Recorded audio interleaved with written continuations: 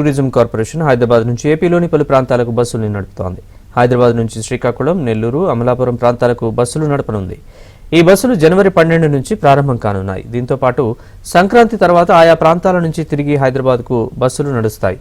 RTC, private travels బస్సులతో పాటు ప్రయాణికులకు తమ బస్సుల్ని కూడా వినియోగించుకోవాలని ప్రయాణికులకు ఏపీ టీడీసీ విజ్ఞప్తి చేస్తోంది.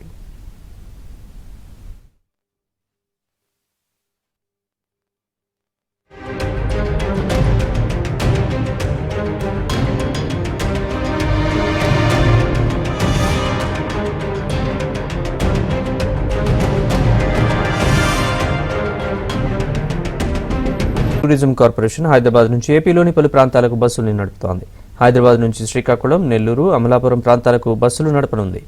ఈ బస్సులు జనవరి 12 నుంచి ప్రారంభం కానున్నాయి. దీంతో పాటు సంక్రాంతి తర్వాత ఆయా ప్రాంతాల నుంచి తిరిగి హైదరాబాద్కు బస్సులు నడుస్తాయి.